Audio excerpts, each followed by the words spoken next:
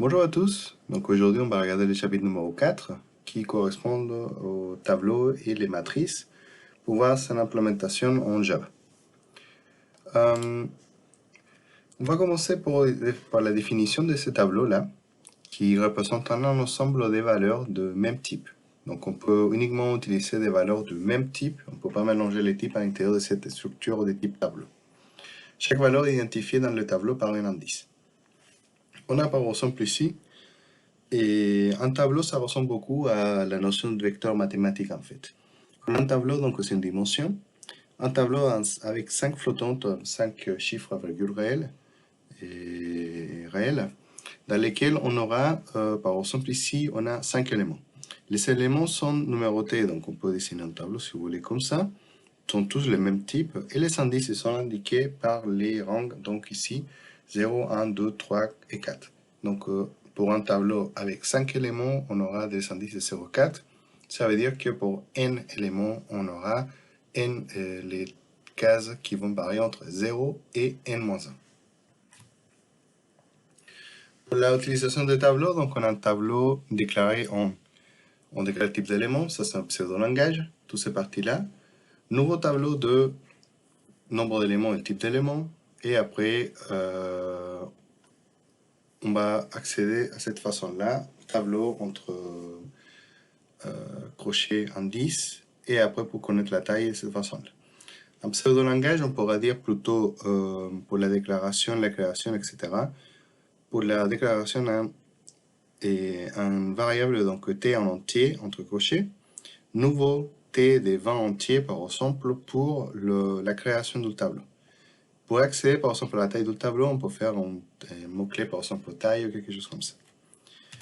On va regarder ça plutôt comme on le fait en Java. Okay? C'est plus important ça parce que ça c'est juste la notation d'un pseudo-langage. On peut faire ça en... Il y a deux parties. Il y a d'abord la déclaration et ensuite il y a la création. La déclaration, vous la travaillez avec les mots-clés donc type, accroché, vide, nom. Par exemple, on aura entier, crochet T pour déclarer un tableau d'entier dans lequel je ne connais pas la taille préalablement, mais c'est pour juste déclarer qu'on va construire un tableau d'entier qui ça va appeler T. Cette déclaration précise qui était destinée à contenir la référence au tableau entier. Le nombre d'éléments du tableau n'est pas précisé pour le moment, aucune valeur n'est attribuée à T. Donc il est vide. Donc qu'est-ce qu'il va faire des valeurs 0 si on a des choses comme ça. Alors, si je fais la création de tableau maintenant, je vais faire avec cette syntaxe-là, nom du tableau égale new, mot-clé, type, et entre crochets la taille.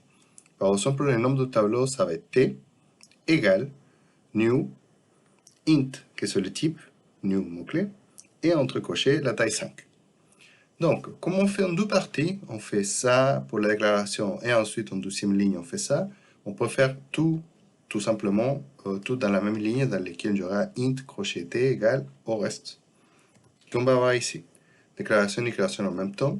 Donc vous savez, int t égale new int 5. C'est cette nomenclature-là qu'on va utiliser avec le mot-clé int pour pouvoir déclarer et créer en fait. C'est beaucoup plus simple. Pour la création, donc déclaration et création de tableau dans une seule ligne.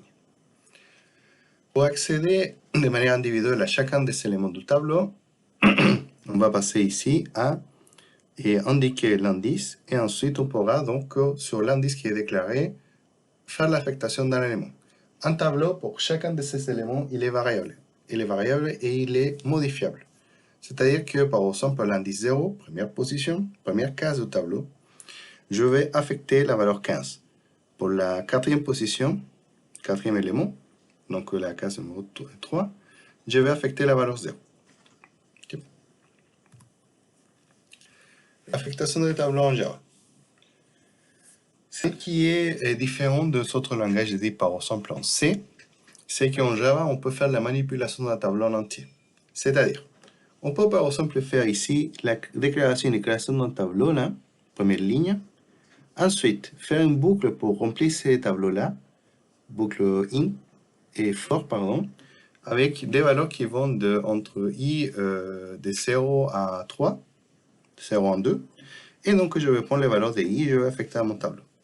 De la même façon, je fais la même chose pour déclaration et création d'un tableau T2 que je remplis ici. Et qu'ensuite, je vais faire l'affectation, le remplissage ici. Finalement, quand je fais ça, je fais que T1 est égal à T2. C'est-à-dire que T1, il va copier les valeurs, donc, et juste des ensembles ici, et que je vais faire ça par référence, c'est-à-dire qu'il va directement dans la mémoire aller chercher les valeurs qui sont données par T2. Ok? C'est tout type d'opération dans les autres types de langages. À part Java, on ne peut pas faire. Python, on peut faire, mais par exemple, un langage de type C, Fortran, on ne peut pas faire. La taille d'un tableau.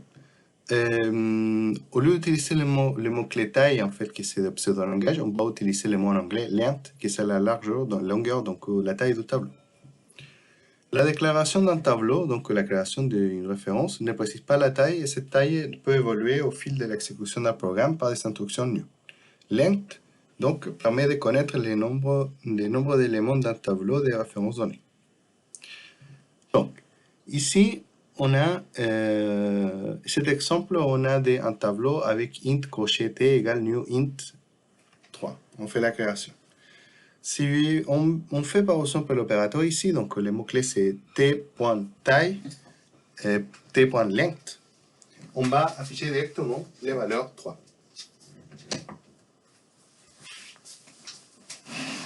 De l'autre façon, si on fait par exemple t égale new int 5, donc on aura ça, c'est toujours t.length, l'instruction de base, et dans lesquelles ça, on va finir, donc lesquelles on n'ajoutera pas des parenthèses vides à l'extérieur, à la fin, uniquement le mot-clé length, pour connaître la taille. Maintenant, les matrices. Les matrices sont des tableaux à plusieurs indices ou plusieurs dimensions, donc dans lesquels, par exemple, on peut travailler avec des éléments en 2 dimensions, etc. Par exemple, si on peut travailler avec une image, ça c'est plusieurs dimensions, etc. Les tenseurs en mécanique, voilà, ça on peut les travailler donc comme des matrices, par exemple 3-3, donc c'est des tableaux donc, à 2 dimensions. Donc du coup, en ce langage, on peut les définir comme ça. Tableau T2, 3, donc c'est les dimensions en entier. Et en Java, on peut faire ça, donc la déclaration et création en même temps. Non. C'est exactement pareil comme on avait fait avant, c'est juste que j'ajoute une deuxième accolade pour faire la deuxième dimension. Si vous avez 3 dimensions, ou 4 ou 5, vous ajoutez autant de dimensions, donc en ajoutant autant de paires des crochets ici. Par exemple, là, on a un tableau de 12 fois 24. C'est une matrice de 12 fois 24. De cette façon-là, donc je fais la déclaration de ce côté-là, et de ce côté-là, ça va être la création. Dans une seule instruction. Et par exemple, si j'ai fait t.length dans un tableau à plusieurs dimensions, je permets de donner le nombre de lignes. En fait, ça va chercher la longueur du premier élément, de première dimension. Par contre, si après je prends la première ligne, par exemple t0, je chope la première ligne, .length, permet de donner le nombre de colonnes. Donc, on n'a pas une opération pour avoir les 2 dimensions en même temps, mais il faudra faire ça en 2 phases pour pouvoir avoir les nombres de lignes et le nombre de colonnes. Accès aux éléments individuels d'une matrice, c'est exactement pareil que l'autre. On va voir plutôt, par exemple ici, de cette matrice-là. Pour faire les traitements pour l'accès, on va aller élément par élément dans lesquels les premiers éléments, ça va être les nombres de lignes, et le deuxième, ça va jouer sur le nombre de colonnes. Donc, pour faire, par exemple, le remplissage, je vais faire l'imbrication de 2 boucles pour, donc 2 boucles for, dans lesquelles je vais chercher ici, et donc je vais faire, par exemple, T, I, J, égale à 1. On affecte 1 à tous les éléments, par exemple ici, et je peux, par exemple, faire des différences ici, différents éléments, donc pour faire une boucle de cette façon-là. Si on fait des conditions, on peut faire par exemple des matrices diagonales, on peut faire des choses comme ça pour le remplissage. Ici, on va mettre des 1 partout. Donc, de cette façon-là, on fait une matrice qui a des 1 partout. Maintenant, on va regarder la génération de nombres aléatoires. Ça, c'est intéressant parce qu'on va délisser dans d'autres exercices, mais c'est encore pour connaître un peu la classe maths. La classe maths, c'est la bibliothèque qui appartient, donc il y a énormément de fonctions mathématiques à l'intérieur. Donc on a par exemple math.random qui renvoie un double plus grand ou égal à 0.0 et inférieur à 1.0. Donc ça vient de 0.0 à jusqu'à 0.99999, etc. Donc, c'est quelque chose qui est aléatoire comme ça, pour la génération. Mais si on veut rapprocher ça, par exemple, à un certain intervalle, on peut, par exemple, créer cette valeur comme ça. On peut définir un intervalle des valeurs inférieures et supérieures, lower, higher, égal à 12 ou 29, pour dire que les chiffres aléatoires que je vais faire, ils vont varier entre 12 et 29. Dans cette façon-là, qu'est-ce que je vais faire? C'est que je vais faire d'abord math random pour faire ça, fois la longueur de l'intervalle, donc un moins l'autre, ça moins ça. Je vais transformer tout ça en entier pour prendre en compte, donc pour faire l'itérage, parce que je dis que je vais aller déclarer un entier, plus la valeur inférieure. Comme ça, lui, il va générer quelque chose aléatoire dans cet intervalle. Et comme on commence avec 12, je ajoute ici plus lower, donc la valeur inférieure, pour pouvoir avoir à partir de cet intervalle les valeurs. Si c'est 0, le random, bah, on va commencer avec 12. Et si c'est juste presque 1, ça va arriver vers 29.